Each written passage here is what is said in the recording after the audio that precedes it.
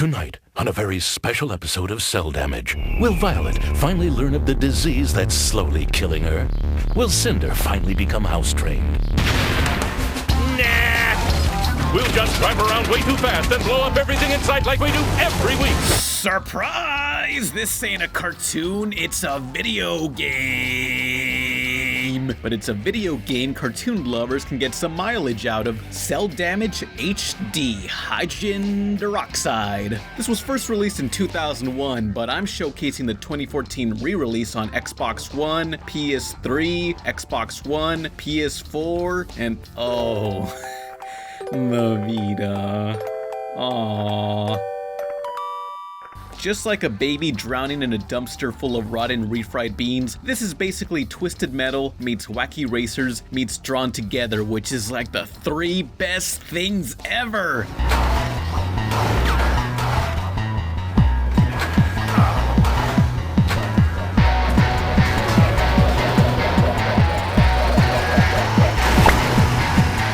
The story is cartoons have gathered for a vehicular combat reality show and must drive around a battle arena picking up weapons and eliminating everyone else. Instead of most kills, winning is based on how many hits you land. There's also Capture the Flag and Racing. The racing tracks are the same maps as the battle mode, just with the added gates you have to drive through, so it's kind of an afterthought.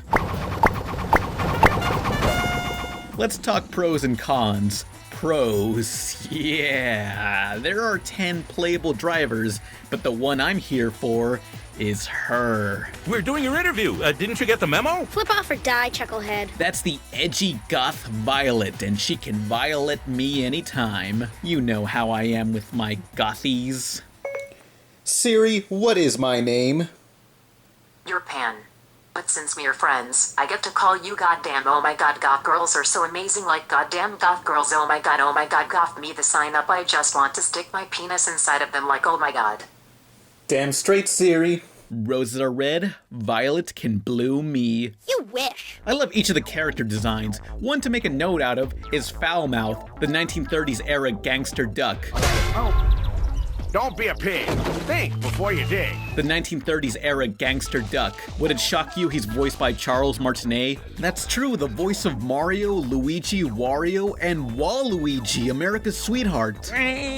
Besides the cast, my real main draw to Cell Damage is the visual technique of cell shading. This is when you give a 3D object a flat cartoon thick outline style. This isn't just any 3D game with cell shaded visuals. The cartoon aesthetic is an extension of the gameplay. The cars bend as they turn like they should in a rubber hose era cartoon.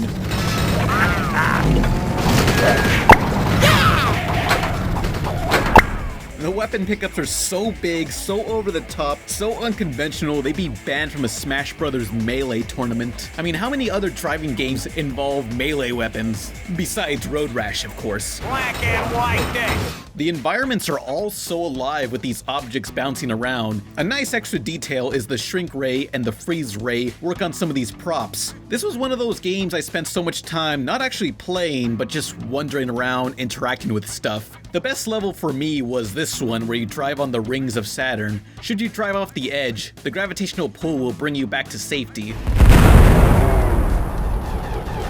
I love the squishing effect here. I mean, this game is from 2001 and still looks amazing. Reflect on any other game in 2001 going for a realistic style. The original Halo, wow.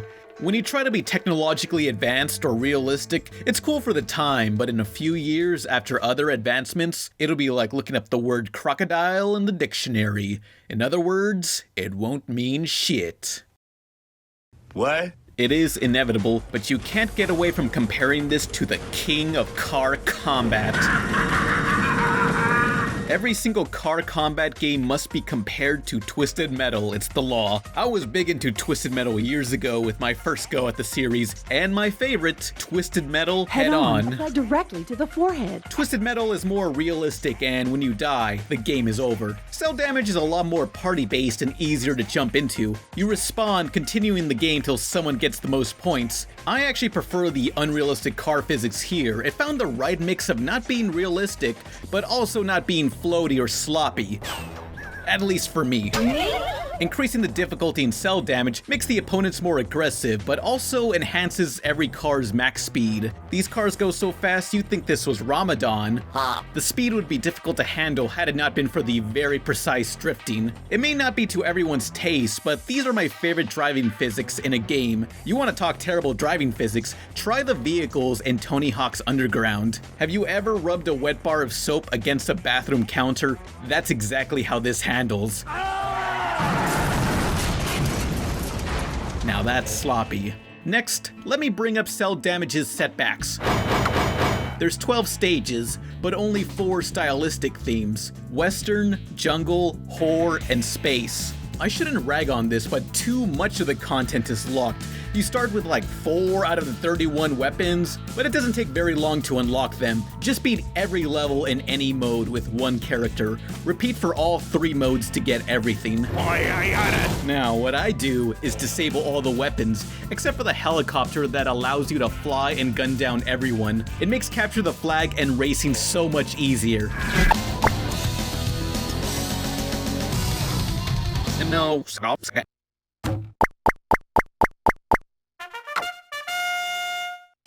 it's cheating, yeah, but you know, I don't care. Sometimes you just want a game that overpowers you to the point of breaking. You'll pay for this! Another so-called flaw I've heard is this re-release of an obscure video game has no online mode. But what's this? Cell Damage has this thing called AI, Artificial Intelligence, where you can compete against a computer that plays video games and not strangers online through my horrible internet connection in the middle of nowhere. And whoa, if someone is in your house and wants to play a video game and not kill you, this game lets you play with them using 4-player split screen local multiplayer? Damn! When did video games start being that convenient? I thought I was supposed to win! We will return in a moment to wacky races. That sneaky shortcut put us way out in front. Right, McLean? On Boomerang from Cartoon Network.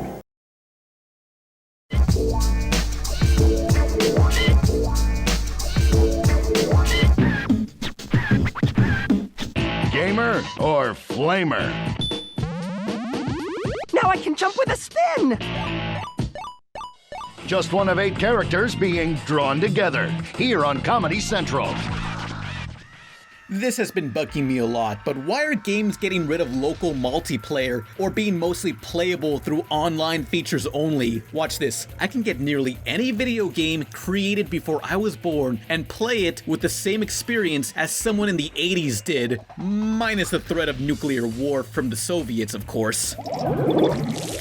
Now, there's all these games where there's a ton of required separate content to download online, or you can only play certain modes against other real human opponents online only, rather than a computer stand-in. 20 years from now, a lot of those servers aren't gonna still be up. How many of these games will remain incomplete or just unplayable? Look at MAG, Massive Action Game, a shooter letting you play against 256 players. But uh-oh, the servers were shut down. No single player, so this game is no more valuable than an AOL free trial disc. How about Darkspore? A game with both single and multiplayer is 100% unplayable since you have to be online to prove you didn't pirate it. Again, those servers aren't up anymore, so a game with single player from a major company like EA and Maxis is gone. What the fuck? It's one thing if it's a massively multiplayer online game like World of Warcraft or City of Heroes, but a game that could easily be filled with optional computer opponents to be lost is such an insult. Did we just forget how to program AI? I think somewhere around 2009, some programmer named Mr. Shithead accidentally dropped an AI programming codes down a cavern no man or machine can escape from, aka between the car seats. This is art that is now lost. Modern gaming is a fucking mess. So whatever. Cell Damage. Let's compare the 3 different versions available. Who's your daddy? Who's your daddy? Yes, they've released this game 3 separate times. That ain't because this was a bestseller, oh no, it frickin' bombed. If they keep re-releasing this financial failure over and over, it's bound to make its money back eventually, hopefully. You know why video games are more expensive to buy than movies? Redistribution. When a movie plays in theaters, it'll get its money back in ticket sales. If it doesn't, it'll still get money till the end of time through DVD, Blu-ray, streaming, every time it airs on TV. But for video games, if it doesn't sell, I don't know, maybe they can re-release the game later, but it costs money to reprogram for new hardware, and that's assuming they're not under contract to remain on that one system. I guess also DLC. Welcome to the gaming industry.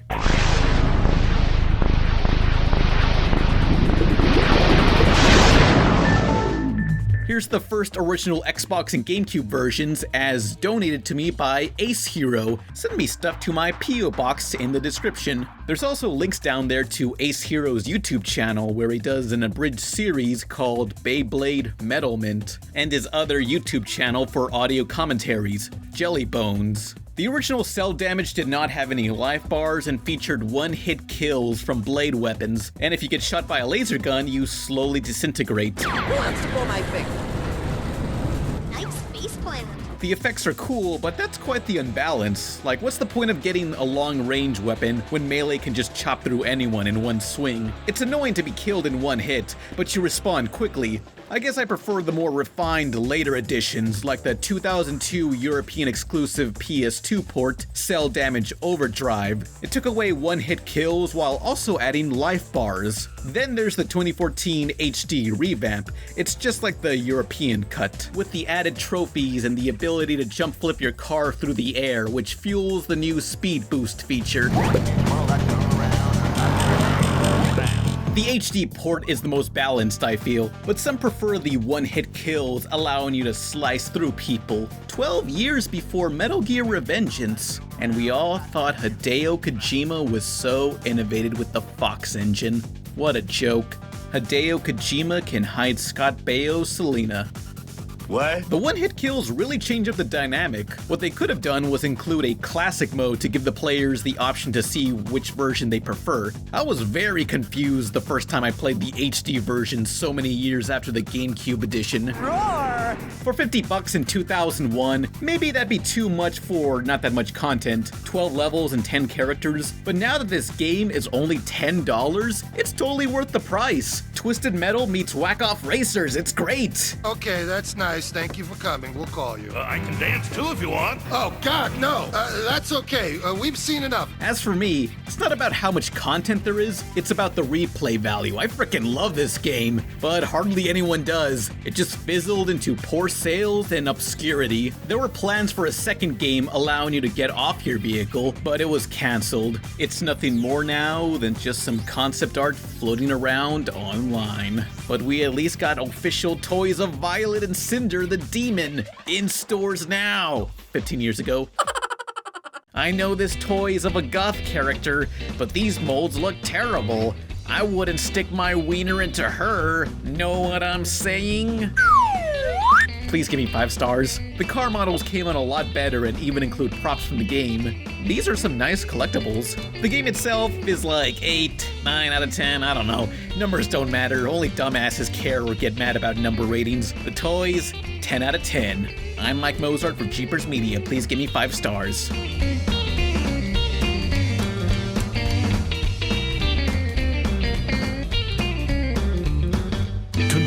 On a very special episode of Cell Damage.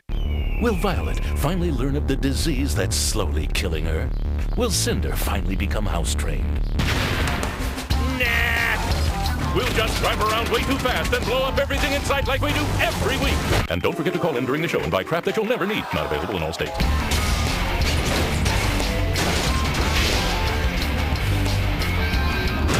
Cell Damage, tonight at 8.